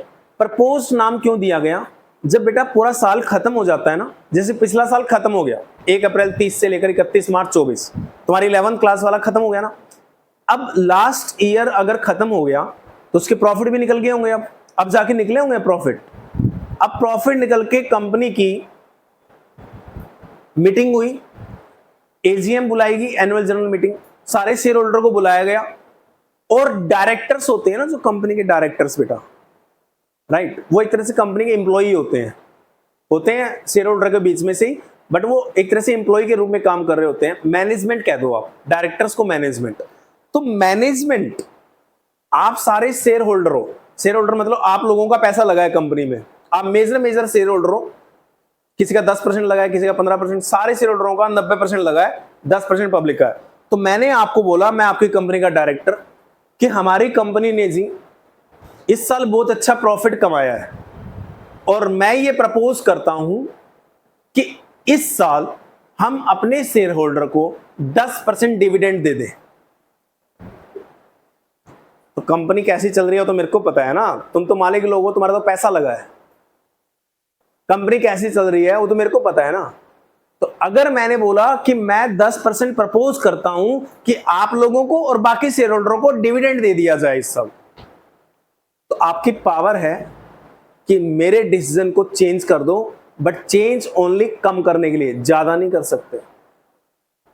अगर आप सब मिलके कहो कि नहीं सर आप तो हमारी कंपनी के एम्प्लॉई हो, हम मालिक लोग हैं, 10% क्यों, 30% अनाउंस करो, आप नहीं करा सकते 30%। कंपनी के डायरेक्टर्स ने अगर बोल दिया 10, तो मैक्सिमम कितना हो सकता है, 10। लेकिन आप सब कहते हो सर नहीं नहीं नहीं नहीं नहीं, आप गलत कह रहे हैं, 10 देना ही नहीं इस बार, इस बार कोई डिविडेंड नहीं देना, कंपनी ने पैसा कमाया है तो कंपनी में लगा दो वापस पैसा, कंपनी को ग्रो होने दो। तो आपकी पावर है, आप डिविडेंड को कम कर सकते हो लेकिन आप डिविडेंड को बढ़ा नहीं सकते। Dividend propose dividend, it means ये कौन सा डिविडेंड होगा, साल खत्म होने के बाद वाला प्रॉफिट या साल के बीच वाला प्रॉफिट? साल के खत्म होने के बाद वाला प्रॉफिट। तो दो डिविडेंड होते हैं, एक तो साल के बीच में ही दे देना और एक साल खत्म होने के जब प्रॉफिट पता लगते हैं तब प्रपोज करके डिविडेंड देना। तो दो डिविडेंड है, प्रपोज और इंटरिम। दोनों डिविडेंड फाइनेंसिंग एक्टिविटी है बेटा। डिविडेंड देना कौन सी एक्टिविटी होती है? फाइनेंसिंग। ठीक है, अब मैं आपसे पूछता हूं, कितना प्रॉफिट कमाया था कंपनी ने? 5 लाख रुपए कमाया था। अब नेट प्रॉफिट से हम अपना क्वेश्चन स्टार्ट करना चाहते हैं अगर, क्योंकि डायरेक्ट मेथड में हमने पढ़ा था कि एक एक चीज करेंगे, और इनडायरेक्ट में क्या पढ़ा था बेटा? इनडायरेक्ट में पढ़ा था कि इनकम को इनफ्लो मान लेंगे और एक्सपेंसेस को आउटफ्लो, और नेट प्रॉफिट को नेट फ्लो मान लेंगे। तो बेटा नेट प्रॉफिट अगर आपको चाहिए तो नेट प्रॉफिट कैसे निकलेगा? आपके 5 पॉइंटों से निकलेगा। पॉइंट नंबर 1, पॉइंट नंबर 2, 3, 4 और 5। ये 5 पॉइंटों को प्लस कर दोगे तो क्या निकल जाएगा? Net profit. ठीक है, अब आपको सर क्वेश्चन कैसे आएगा ये बताओ, क्या ये 5 पॉइंट्स दिए होंगे? बेटा 5 पॉइंट कंपलसरी नहीं है क्वेश्चन दे, लेकिन कैसे निकल सकता है वो मैं आपको बता दूंगा। ये लो, जब आपके पास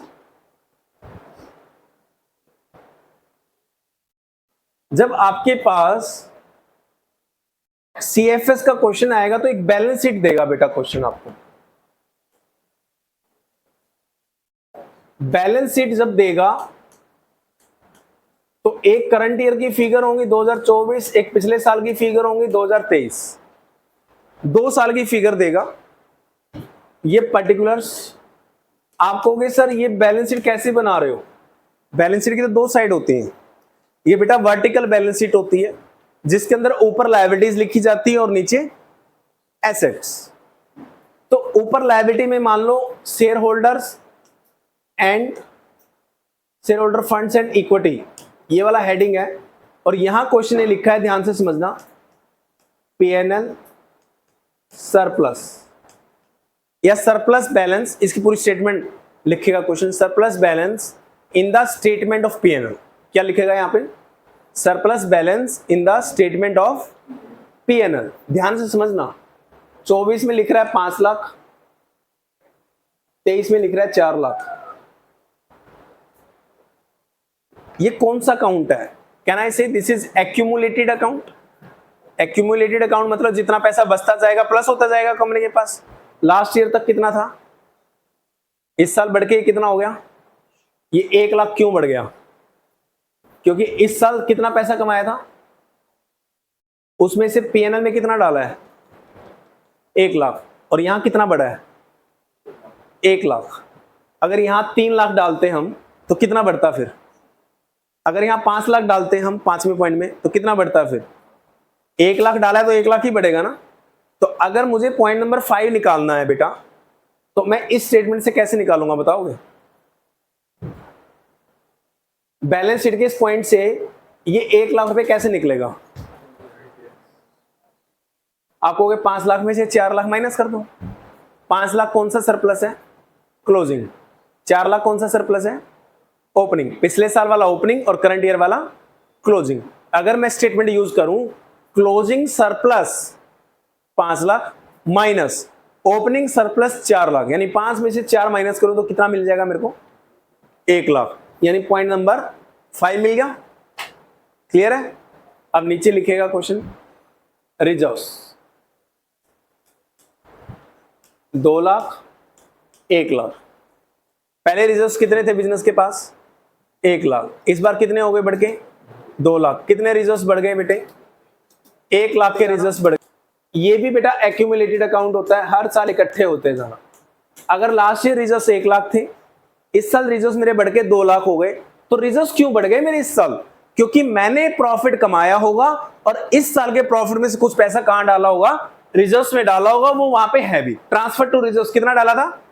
और कितना ही बढ़ा यहाँ पे, जितना डालेंगे उतना ही बढ़ेगा यार। यहां भी मैंने सरप्लस कितना डाला था 1 लाख, तो सरप्लस कितना बढ़ा 1 लाख। रिजर्व कितना डाला था 1 लाख, तो रिजर्व कितने बढ़े 1 लाख। तो समझ जाना जिस दिन रिजर्व्स बढ़ रहे हैं वो करंट ईयर के प्रॉफिट होंगे। अब क्वेश्चन मुझे ये नेट प्रॉफिट नहीं देगा, क्वेश्चन कहेगा खुद निकालो नेट प्रॉफिट। मैं निकाल लूंगा, मुझे प्रॉब्लम नहीं है, क्योंकि मैं क्लोजिंग में से ओपनिंग सरप्लस माइनस करूंगा 1 लाख, पॉइंट नंबर 5 मिल गया। मैं क्लोजिंग रिजर्व्स में से ओपनिंग रिजर्व्स माइनस करूंगा, पॉइंट नंबर 4 मिल गया।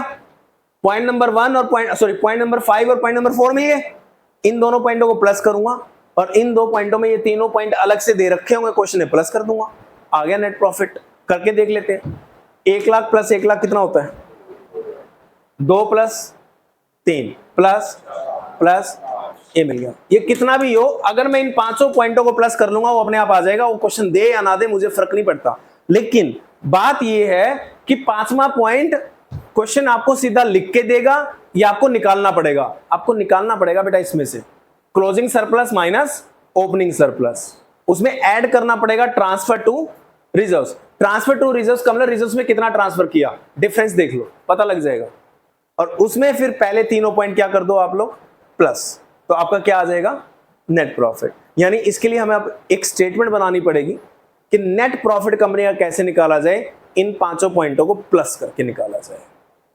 बनाए बनाओ, ये वर्किंग नोट बनेगा बेटा आपका कैश फ्लो स्टेटमेंट में। और सबसे important working note,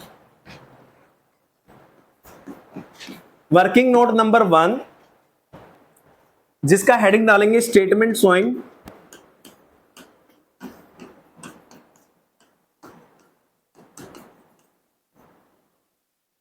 net profit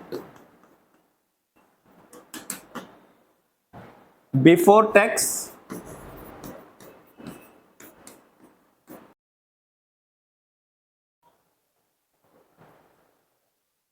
statement showing net profit before tax and extraordinary items. यानी बेसिकली हमें इस पे ध्यान रखना है, हमें नेट प्रॉफिट चाहिए। अब नेट प्रॉफिट निकलेगा कैसे,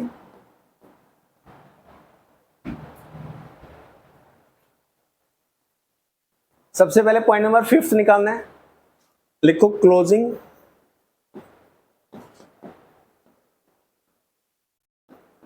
balance in statement of P&L। कितना था closing balance,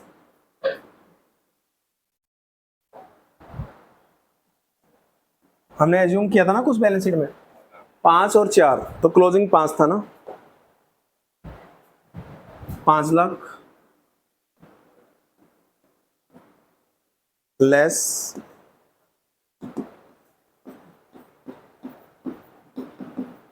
opening balance in statement of P&L।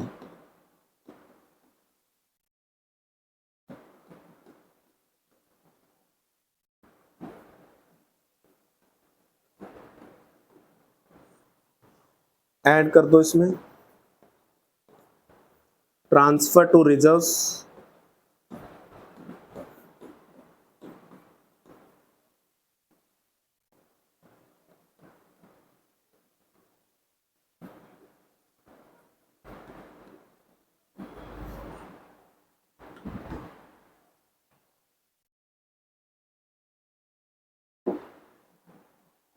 ये पॉइंट नंबर 5 मिल गया आपको, ये पॉइंट नंबर 4 मिल गया।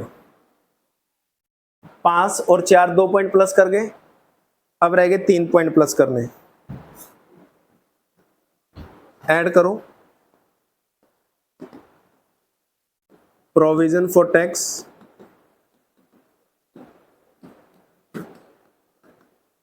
प्रपोज्ड डिविडेंड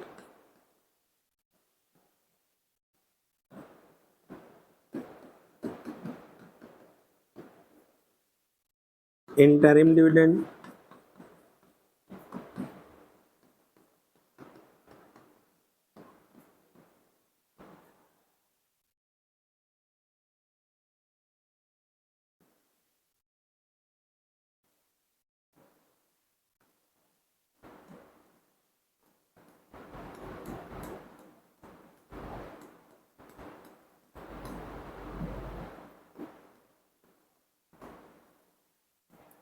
ये पॉइंट नंबर 1 था, ये पॉइंट नंबर 2 था, ये पॉइंट नंबर 3 था।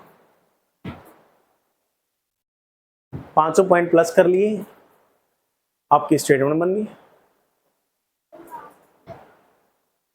Interim dividend, propose dividend, interim dividend, provision for tax, last में 5 लाख आ गया नेट प्रॉफिट बिफोर टैक्स, जो आपने हेडिंग दिया था ऊपर।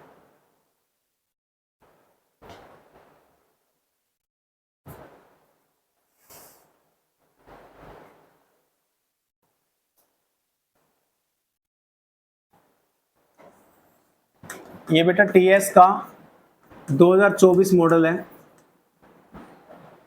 अगर पुरानी एडिशन होगी तो आगे पीछे होगा, 1-2 पेज देख लेना। 2024 एडिशन में page number 4.96, question number 5। Question number 5 के ऊपर बेटा हेडिंग दे रखा है net profit before tax and extraordinary items, यानी हमें ये स्टेटमेंट बनानी है। इस स्टेटमेंट के बिना कुछ नहीं हो सकता।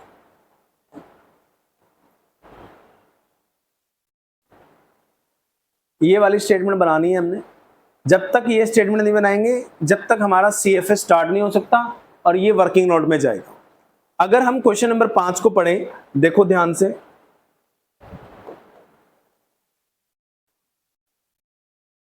क्वेश्चन नंबर 5 को पढ़ो। Following is the extract from the balance sheet of Karishma limited. बेटा ये बैलेंस शीट का एक हिस्सा दिया है। सबसे पहला हेडिंग है surplus balance in the statement of profit and loss. Closing में 10 लाख है, ओपनिंग में 5 लाख है, तो हमें क्लोजिंग सरप्लस में से ओपनिंग सरप्लस क्या करना है, माइनस। जब आप क्लोजिंग सरप्लस में से ओपनिंग सरप्लस माइनस करोगे तो कौन सा पॉइंट मिलेगा हमें, पॉइंट नंबर 5, आखिरी पॉइंट मिलेगा। और हमें पांचों चाहिए, बट पांचों में से 5 नहीं दे रखे, तो जितने दे रखे हैं वो चाहिए। पांचवा मिल जाएगा आपको, closing minus opening. Closing 10 lakh है, ओपनिंग 5 लाख है, 10 में से 5 माइनस करोगे कितना मिल गया, 5। उसके बाद नेक्स्ट हेडिंग दे रखा है बेटा डिविडेंड पेबल। पहले कुछ था नहीं, इस साल 50,000 रुपए पेबल है। पेबल का मतलब है बेटा जितना भी प्रपोज किया होगा ना इस साल, उसमें से 50,000 अभी पे कंपनी ने किया नहीं, यानी पेंडिंग है, उससे हमें लेना देना नहीं है। हम जब ये स्टेटमेंट बनाएंगे तो हमें तो प्रपोज डिविडेंड और इंटरिम डिविडेंड चाहिए, हमें ये नहीं चाहिए कि कितना पे किया। कितना पे किया वो फाइनेंसिंग एक्टिविटी का काम है, यहाँ तो हमें प्रॉफिट निकालना है ना। तो इसको हम भूल जाओ, छोड़ दो, इग्नोर कर दो। नीचे दे रखा है additional information, propose dividend for the year ended 31 मार्च 2022 और 31 मार्च 2023। ठीक है, इसके लिए नोट डाल लो बेटा। जो भी आप प्रपोज डिविडेंड लोगे इस पूरे चैप्टर में, प्रपोज डिविडेंड जो लोगे आप इस पूरे चैप्टर में, वो प्रीवियस ईयर का लोगे। करंट ईयर का प्रपोज डिविडेंड कभी नहीं लिया जाएगा, नेवर। पिछले साल जो प्रपोज किया था वो इस साल ले, ठीक है।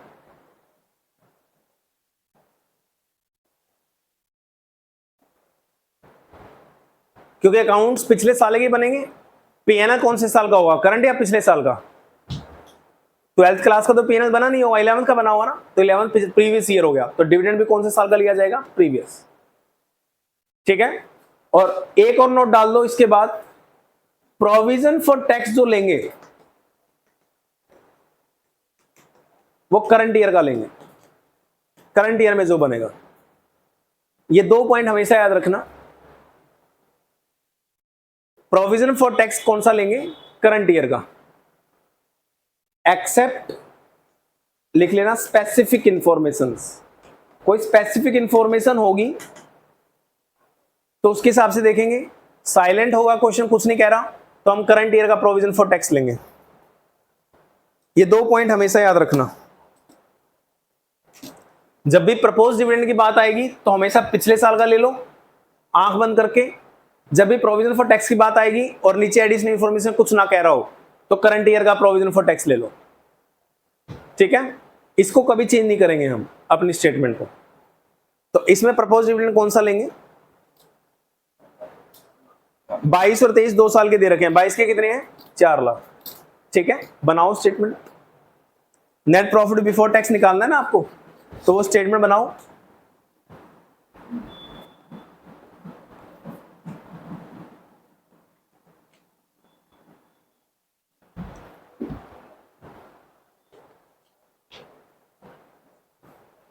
अब इसमें पॉइंट ही 2 दे रखे थे, बस 2 ही लिए हमने, 5 पॉइंट है ही नहीं। होते 5 है, 5 में से क्वेश्चन ने 2 दे रखे थे, हमने 2 ले लिए।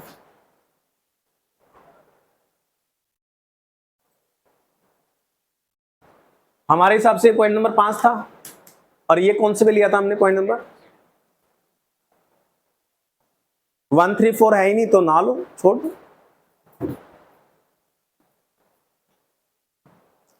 क्वेश्चन नंबर 6 पे आओ। नेक्स्ट क्वेश्चन नंबर 6, छोड़ दो बेटा, छोड़ दो। क्वेश्चन नंबर 6 सेम बनेगा। आपको surplus balance in the statement of P&L दे रखा है, वो लेना है आपने। प्रपोज डिविडेंड दे रखे हैं, इंटरिम दे रखे हैं। करो। इन 5 पॉइंटों में से ढूंढो पॉइंट, बस, बाकी आपको कुछ नहीं करना अभी। 5 में से जितने पॉइंट दे रखे हैं लिख लो।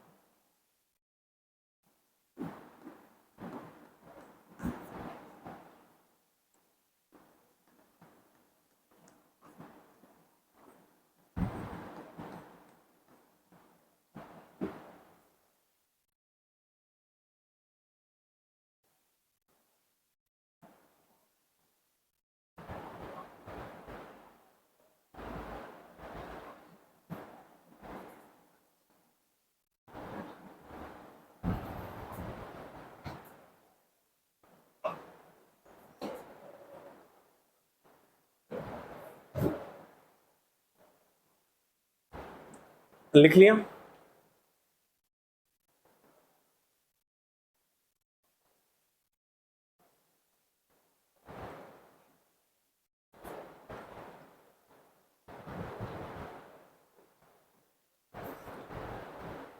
बेटा जब मैंने आपको लिखा उन 5 पॉइंटों में प्रपोज्ड डिविडेंड, तो क्या मैंने वहां पे बताया किसका होगा? ये बेटा इक्विटी का भी होगा, तो फिर ये प्रेफरेंस का भी होगा। इक्विटी शेयर होल्डर असली मालिक होते हैं, प्रेफरेंस शेयर होल्डर ओनर होते हैं, बट नाम ही है क्लियर, प्रेफरेंस, उनको इक्विटी से पहले प्रायोरिटी दी जाती है, प्रेफरेंस दी जाती है। अगर इक्विटी को प्रपोज डिविडेंड दे रहे हो तो क्या ऐसा संभव है इनको नहीं दिया हुआ? इनको तो पहले दिया जाता है। तो नीचे देखना किसका प्रपोज डिविडेंड लिखा है बेटा, पॉइंट नंबर 1 में additional information, propose dividend on equity shares. ध्यान देना, ये बड़े बारीक वर्ड हैं। ज्यादातर बच्चे इन चीजों को देखते नहीं और फिर कहते हैं सीएफएस मैच नहीं हो रहा। वहां प्रपोज डिविडेंड इक्विटी का दे रहा है, प्रेफरेंस का तो नहीं दिया ना, हमें लेना पड़ेगा प्रेफरेंस का। ऊपर देखो प्रेफरेंस शेयर कैपिटल कितने की है और उसके आगे कितने परसेंट लिखा है, 10%। इनका तो फिक्स होता है 10% का, मतलब हर बार डिविडेंड कितना देना है इनको, 10%। प्लस करो,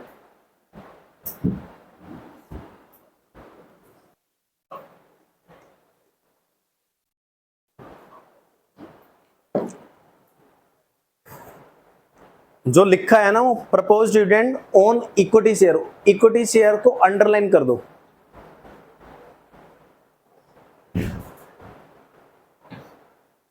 अगर यहां इक्विटी मिसिंग होता, यहां लिखा होता propose dividend on shares, propose dividend on, फिर तो दोनों हो गए, इक्विटी भी और प्रेफरेंस भी।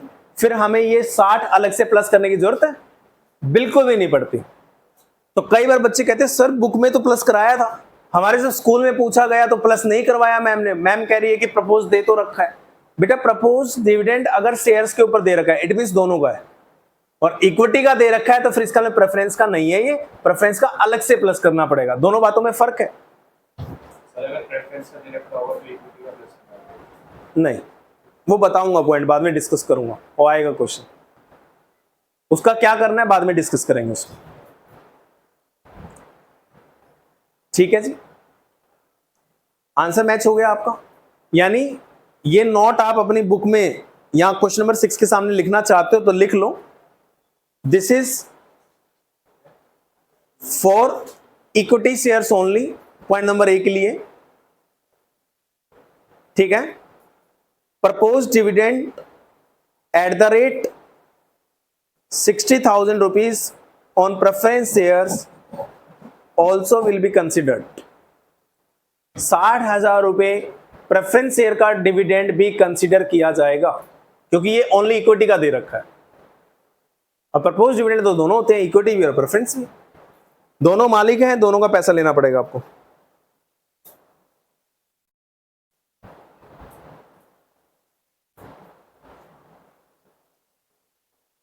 इसके अंदर हिंट दे रखी है बेटा नीचे क्वेश्चन नंबर 6 के, पढ़ना एक बार हिंट सारे। ये नोट नहीं भी डालोगे तो हिंट पढ़ लोगे तो समझ में आ जाएगा।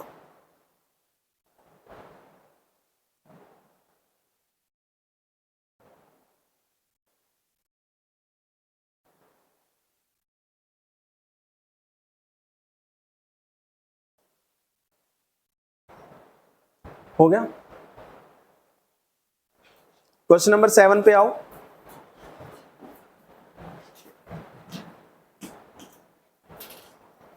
Page number 4.97, question number 7। इसमें ना एडिशनल इंफॉर्मेशन में कौन सा डिविडेंड दे रखा है? इंटरिम और इक्विटी पे।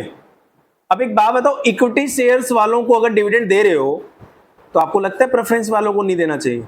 हिंट में क्या लिखा था? प्रेफरेंस वालों को हमेशा पहले दिया जाता है। अगर आपने इक्विटी वालों को इंटरिम दे दिया तो भाई प्रेफरेंस को देना पड़ेगा फिर, और प्रेफरेंस का कितना मिलेगा फिर? 10%, 1 लाख रुपए, 10 लाख का 10% दे रखी है ना कैपिटल 10 लाख की, तो 1 लाख वो प्लस कर लेना, बनाओ स्टेटमेंट।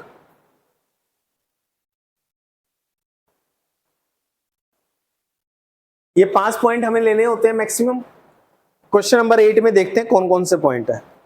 पूरा क्वेश्चन छांग मारो, मुझे बताओ पॉइंट नंबर 5 कहां लिखा है? पॉइंट नंबर 5 कहां मिलेगा? सबसे ऊपर शेयर होल्डर फंड में 2 दे रखे ए और बी।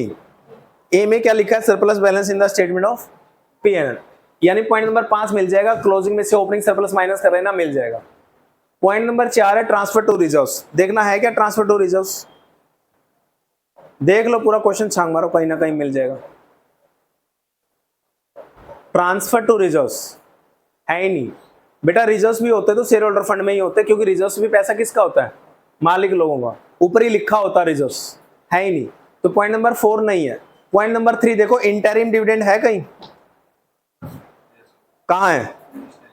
एडिशनल में point number 2। Point number 2 propose dividend है कहीं? है एडिशनल इंफॉर्मेशन में। Point number 1 provision for tax है कहीं? कहां है? शॉर्ट टर्म प्रोविजन में प्रोविजन फॉर टैक्स, इसमें बेटा 2 ले रखे हैं। 2023 में 50,000, 2022 में 30, 30 से 50 हो गया तो कितना आएगा? 20। बुद्धि मारी गई बेटा तुम्हारी। नोट लिखवाया था, क्या लिखवाया था यहाँ पे?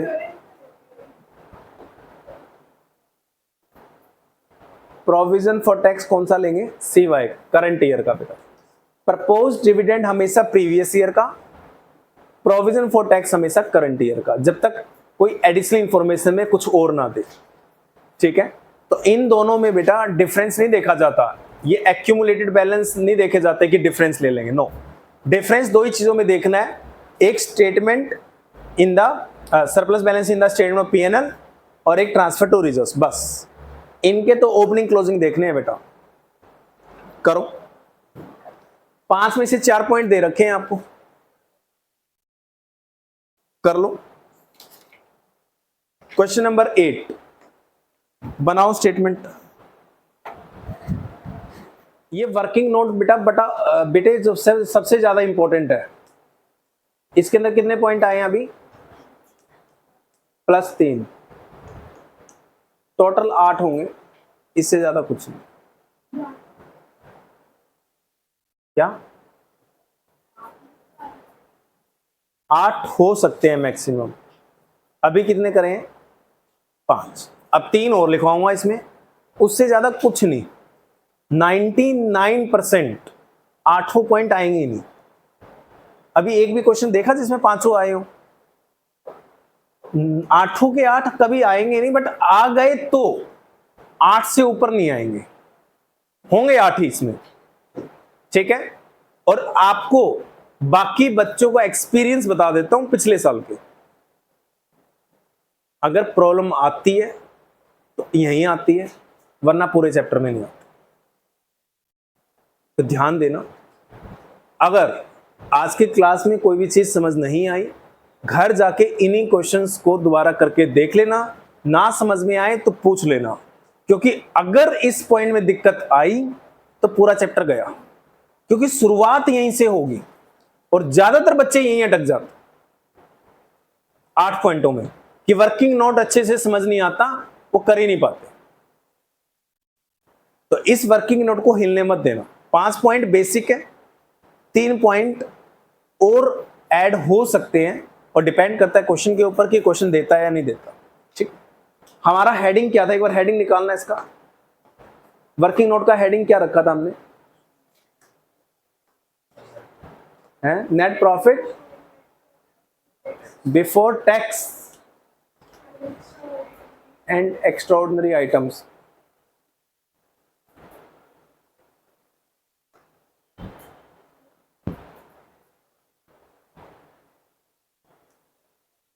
Statement showing net profit before tax and extraordinary items. And extraordinary items. Extraordinary item का मतलब होता है, जो ये लिखा है ना extraordinary, मतलब जो कभी कभी होती हैं, हमेशा नहीं होती। है तो ऑपरेटिंग एक्टिविटी का पार्ट ही, लेकिन कभी कभी होती हैं, अनसर्टेन होती हैं, हमेशा नहीं होती। एबनॉर्मल आइटम्स, और एबनॉर्मल आइटम 2 ही होती हैं, loss by fire, loss by earthquake, ये सारा लॉस, ये हमेशा तो नहीं होता। और लॉस बाई अर्थक्वेक अगर एबनॉर्मल है, तो जो अर्थक्वेक की वजह से लॉस हुआ उसका इंश्योरेंस मेरे को मिलेगा, वो भी एबनॉर्मल हुआ। आग भी हमेशा नहीं लगेगी। अगर आग हमेशा नहीं लगेगी तो आग से लगने के कारण इंश्योरेंस कंपनी से जो पैसा आएगा वो भी हमेशा नहीं आएगा फिर तो। It means loss by earthquake भी एबनॉर्मल है, और इंश्योरेंस क्लेम, बेटे 5 मिनट रुक जाओ, है, इंश्योरेंस क्लेम रिसीव्ड भी क्या है? एबनॉर्मल है। अर्थक्वेक लॉस है, अर्थक्वेक क्या है? वो 11th क्लास के बच्चों ने माइनस कर रखा होगा, हम क्या करेंगे उसको?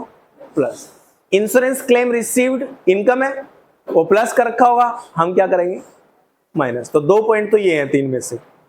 अर्थक्वेक के कारण लॉस होना, मतलब कोई भी लॉस होना, या उसका इंश्योरेंस क्लेम मिलना।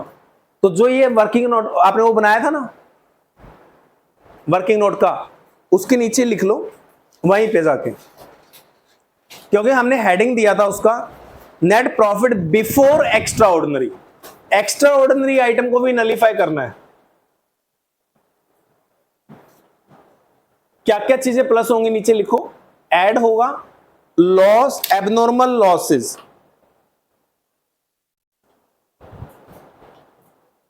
एबनॉर्मल लॉसेस ब्रैकेट में लिख लो, लॉस बाय फायर या loss by earthquake. Abnormal losses plus होंगे, एग्जांपल है लॉस बाय फायर या लॉस बाय अर्थक्वेक।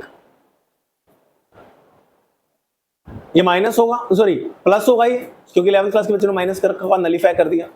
माइनस करो insurance claim received, insurance claim received, received मतलब इनकम हो रखी होगी, हमने वापस माइनस कर दी, नलिफाई। अब आप कहोगे सर क्या ये ऑपरेटिंग नहीं है? बेटा इंश्योरेंस क्लेम मिलना ऑपरेटिंग ही है, आएगा ये ऑपरेटिंग में, बट यहां पे हम नलिफाई कर रहे हैं ताकि इसको अलग से दिखा पाए ऑपरेटिंग में, हाईलाइट करके दिखा पाए, क्योंकि ये एक्स्ट्रा ऑर्डिनरी आइटम है, हर साल नहीं होती, और जो आइटम हर साल नहीं होती उसको अलग से हाईलाइट करके दिखाई, आएगा ऑपरेटिंग में ही।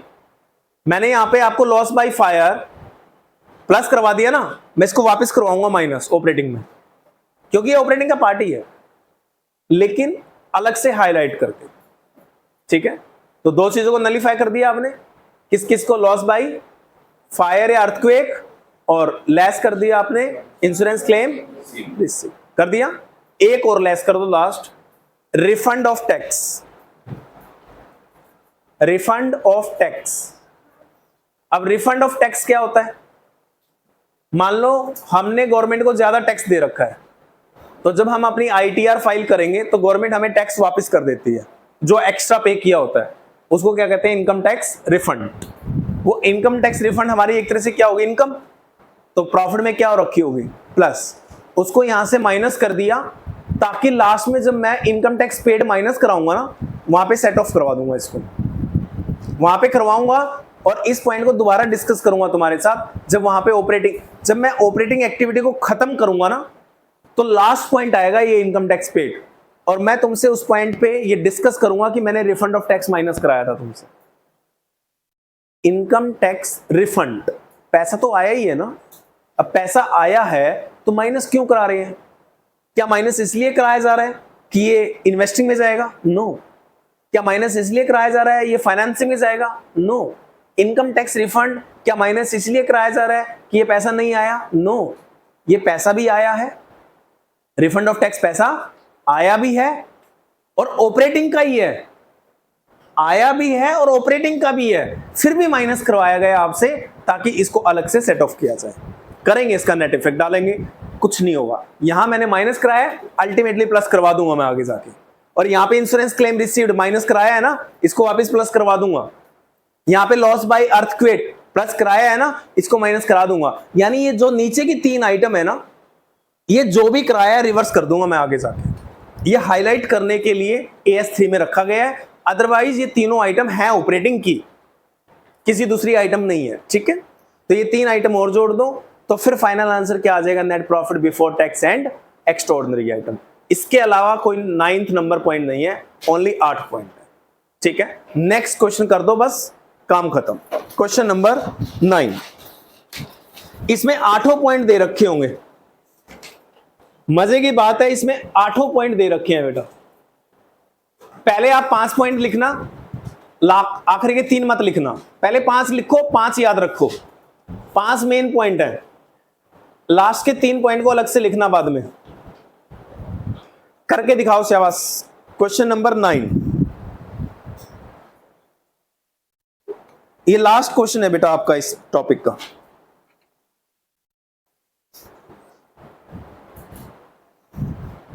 और देखो आंसर आ रहा है क्या तुम्हारा?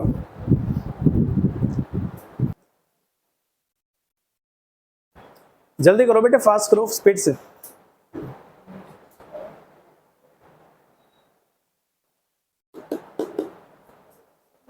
रिफंड ऑफ टैक्स 3000 लास्ट में माइनस होगा, इंश्योरेंस प्रोसीड्स 1 लाख लास्ट में माइनस होगा, loss due to earthquake 2 lakh रुपए प्लस होगा, और वो 5 पॉइंट तो प्लस करने ही है आपस में।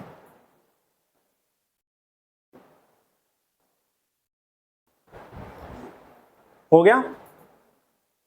तो नेक्स्ट क्लास हमारी ट्यूसडे रहेगी और थर्सडे आपका टेस्ट होगा। तो थर्सडे अगेन जो आपका टेस्ट होगा वो शेयर कैपिटल के क्वेश्चंस पे होगा। ठीक है, और शेयर कैपिटल के कौन से क्वेश्चंस होंगे मैं बता देता हूं आपको। जो पहला टेस्ट आपका अब होगा, नहीं थर्सडे नहीं, मंडे, सॉरी मंडे बोला था ना, मंडे तो कल ही है। तो कल जो आपका टेस्ट होगा उसमें शेयर कैपिटल के ओनली वो क्वेश्चंस आएंगे जिन क्वेश्चंस में ना तो फॉरफीचर होगा ना रेशियो होगा। फॉरफीचर से पहले पहले वाले क्वेश्चंस, यानी उसमें एक ही टॉपिक है बस अलॉटमेंट का, तो वो क्वेश्चंस आएंगे, उसके बाद मैं फॉरफीचर और इशू दूंगा आपको, राइट। और इस टॉपिक को रिवाइज कर लेना प्लीज घर जाके, कोई डाउट हो तो पूछ लेना। Thank you.